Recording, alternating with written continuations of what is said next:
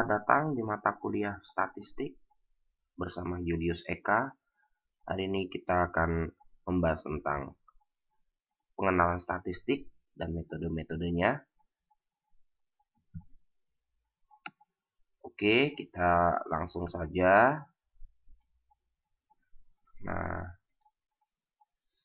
jika ada yang ingin bertanya, dapat ke email saya ke julius.eka@gmail.com. Nah, sebelum kita ke statistik, kita harus tahu dulu bedanya antara statistik dengan statistika. Statistik artinya data. Ketika kita bicara misalkan, oh ini ada data, misalkan mahasiswa vokasi UI, berarti itu sebenarnya adalah statistik yang nanti kita susun menjadi suatu tabel atau diagram. Tetapi jika kita bicara tentang pengetahuannya atau metode cara-cara untuk mengolah data yang ada di atas, itu disebut dengan statistika. Oke, seharusnya ini jelas sekali. Nah, tujuan umum statistika, kita bicaranya jadi statistika ya. Nah, kita bisa baca, bisa Anda baca sendiri, bahwa sebenarnya dalam kehidupan sehari-hari kita sudah melakukan statistika. Contoh adalah di rumah seorang ibu menghitung pada bulan lalu uang yang dihabiskan untuk kebutuhan sebulan 2 juta. Di kantor ada pemimpin yang memutuskan untuk mem-PHK pegawainya karena perusahaannya merugi sebanyak 10%. Lalu pemerintah memperkirakan adanya pertumbuhan ekonomi mencapai 6% dengan asumsi tingkat investasi naik 10%. Nah, itu disebut dengan statistika. Nah, contoh lain, pemerintah memakai statistika untuk menyusun anggaran pendapatan dan belanja negara. Nah, tujuannya supaya jelas pengeluaran negara berapa, didasarkan dari perhitungan seperti nilai tukar rupiah, nilai dolar Amerika, nilai ekspor, harga minyak, tingkat inflasi, nilai investasi, dan pertumbuhan ekonomi. Nah, pas dengan jurusan Anda, jurusan akuntansi, di vokasi, akuntansi sektor publik, bahwa kita bicara tentang anggaran dan pendapatan belanja negara. Dalam hal ini, statistika merupakan suatu prediksi atau perkiraan yang berdasarkan penilaian indikator ekonomi pada tahun sebelumnya. Oke. Nah, bagi mahasiswa sendiri, kenapa penting belajar ini? Jika Anda ingin melakukan penelitian atau melakukan suatu kesimpulan, Anda dapat mengumpulkan, mengolah, dan menganalisis serta menginterpretasikan data ketika untuk menyusun karya akhir, skripsi, tesis, ataupun malah disertasi. Jadi, statistika mutlak diperlukan.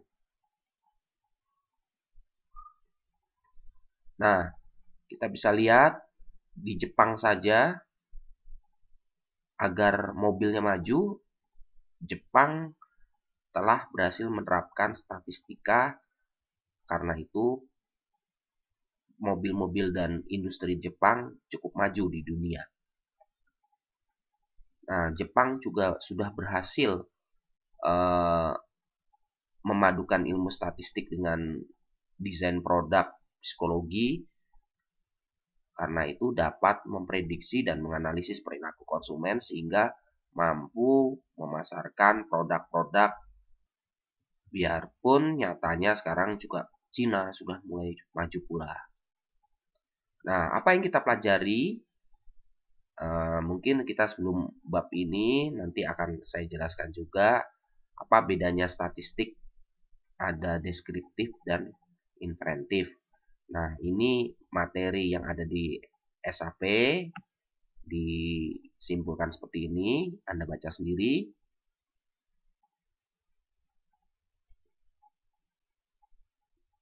Nah, mungkin ada pertanyaan sedikit. Kapan sih statistik ada? Anda bisa baca dari zaman Romawi waktu itu Kaisar Agustus itu mengadakan pajak dan waktu juga sensus itu juga ada di kitab suci bahwa orang harus melapor ke statistikawan yang waktu itu adalah pengumpul pajaknya. Lalu Anda bisa lihat pada abad 17 juga Pascal dan Fermat meneliti pengalaman Judy Chevalier de Mere dan itu menjadi teori peluang. Nah, William si penakluk memerintahkan adanya survei di seluruh Inggris untuk tujuan pajak dan kemiliteran. Lalu ada kapal-kapal Flem, waktu itu sering tenggelam. Nah, karena kasus seringnya tenggelam, akhirnya dibuat suatu teori bagaimana untuk menyelamatkan kapal yang tenggelam dengan suatu penjaminan dan itu berkembang menjadi asuransi. Nah, kita bisa lihat setelah kapan mulai ada, mulai berkembang. Nah, itu bisa disimpulkan, Anda bisa baca sendiri dari zaman Mesir Cina, zaman gereja untuk kematian dan pernikahan.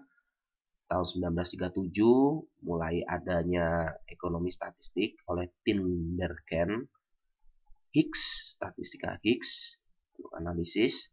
Lalu 1950 mulai teori pengambilan keputusan.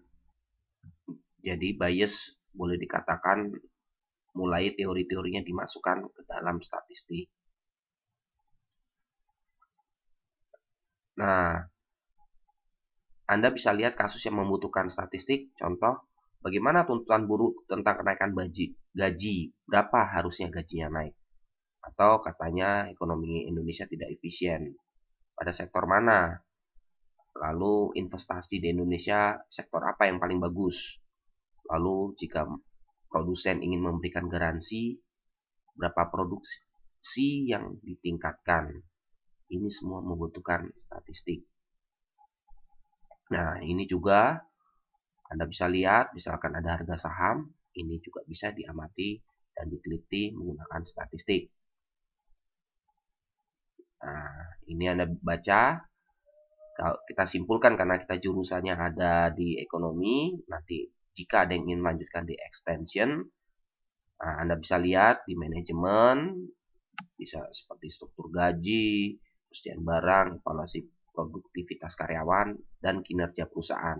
Yang di akuntansi adalah standar audit barang, depresiasi, dan apresiasi barang, analisis rasio keuangan. Untuk pemasaran, penelitian untuk produk, nah Anda baca sendiri aja.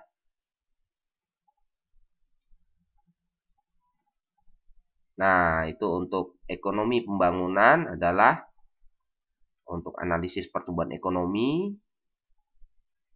untuk penduduk, untuk harga konsumen. Di agribisnis untuk tanaman, ternak, layakan usaha, manajemen produksi, analisis sektor, dan impor.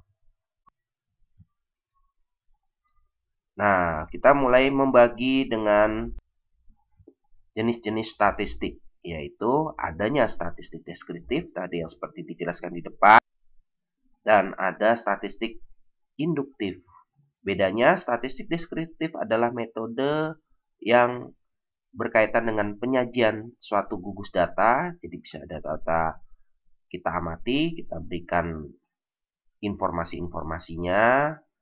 Nah, kalau di induktif itu adalah menganalisis bagian data untuk kemudian sampai pada tahap peramalan atau penarikan kesimpulan mengenai keseluruhan gugus data induknya. Mungkin kita kembali lagi ke slide ini. Contoh deskriptif adalah contohnya ada rata-rata mahasiswa vokasi yang mempunyai tinggi badan 170 adalah misalnya 50 orang. Atau juga bisa rata-rata curah hujan di Depok selama 30 tahun pada bulan Juli adalah 4,6 cm. Jadi kita dari adanya data kita memberikan informasi seperti rata-rata, median, dan lain-lain.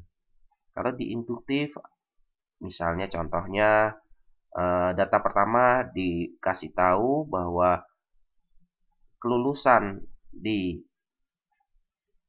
vokasi rata-rata 100 mahasiswa tiap tahun.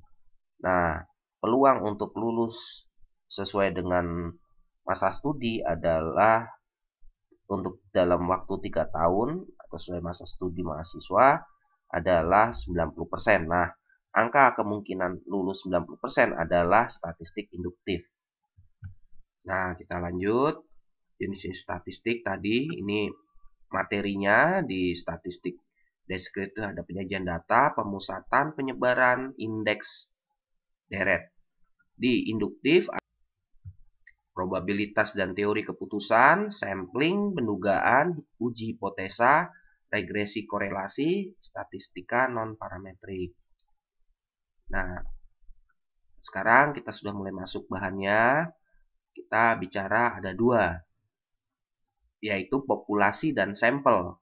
Populasi adalah suatu kumpulan dari semua kemungkinan orang-orang atau benda-benda atau ukuran lain yang menjadi objek perhatian. Sampel adalah bagian dari populasi.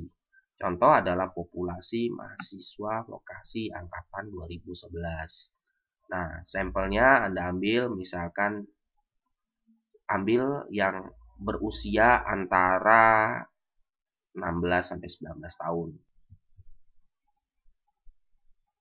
Nah, berarti ini tadi Anda bisa baca statistik deskriptif, ada pengertian, kemarin kita belajar seperti kita asumsikan ke mahasiswa vokasi, habis pengertian baru datanya atau tipe-tipe datanya apa saja yang disajikan, kita KP mahasiswa, kita tahu mata kuliahnya, asumsinya.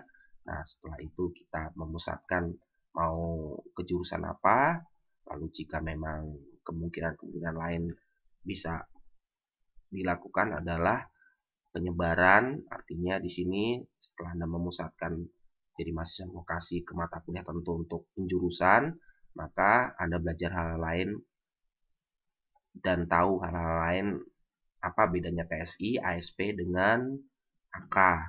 Lalu Anda akan mendapatkan IPK, karena itu kita membicarakan indeks dan kita dapat melakukan peramalan di sini. Nah, kita lanjut aja. Nah, ini jenis data. Ada data kuantitatif dan kualitatif. Kuantitatif itu biasanya berhubungan dengan namanya kuanti, itu kuant dapat dihitung. Jumlah-jumlah semua. Jumlah mobil, ada angkanya, jumlah staff, jumlah TV. Maksudnya kata data diskret adalah datanya itu segitu aja sudah. Jumlah mobil 5, 4. Nah, data kontinu adalah berat badan. Berat badan bisa berubah. Terus jarak kota, luas rumah. Dalam arti jumlah mobil, ya sudah kita beli dalam tahun ini misalnya mobilnya 5, 10. Kalau berat badan dengan orang yang sama, itu dia bisa beratnya berubah-ubah. Nah, jadi lebih ke arah kontinu itu dinamis, berubah-ubah. Nah, kalau di kualitatif itu lebih ke arah bukan angka, misalkan warna kesayangan, jenis kelamin laki perempuan. Oke, kita langsung saja. Bagaimana cara mendapatkan data? Biasanya kalau Anda bicara dengan data primer, itu cara mendapatkannya dengan wawancara atau mengisi kuesioner. Artinya primer itu langsung ke sumbernya. Kalau data sekunder itu bisa didapatkan dari BPS, Bank Indonesia, World Bank, FAO. Artinya Anda mendapatkannya tidak langsung ke narasumber. Nah, skala pengukuran. Kita dalam melakukan pengukuran di statistik ada skala nominal, artinya sebenarnya angkanya hanya sebagai label. Misalkan karena kita ingin mengangkakan pria dan wanita, misalnya pria 1, wanita 2. Nah, skala ordinal adalah angkanya tingkatan, ranking 1, 2, 3, 4. Berarti ranking 1 lebih tinggi dari 2, lebih tinggi dari 3. Skala interval adalah dia mengandung sifat ordinal seperti ranking tadi, tetapi ada jaraknya. Contoh, saham prospektif dengan harga saham antara 736 sampai 878, berarti ada range, di sini ada interval. Atau saham prospektif dari 592 sampai 735, ada interval. Nah, skala rasio adalah dia mempunyai nominal. Contoh bunga BCA 7%, bunga Mandiri 14%. Maka kalau kita lihat 7 dengan 14 perbandingannya kan 1:2. Artinya bunga Mandiri 2 kali bunga BCA. Nah, contohnya kita bisa lihat nih statistik, lihat bencana alam di Indonesia. Nah, ini salah satu statistik. Nah, ini untuk mendapatkan ini Anda harus melakukan penelitian atau mengumpulkan data sehingga Anda bisa tahu betul berapa yang banjir, berapa yang gempa bumi, dan lain-lain.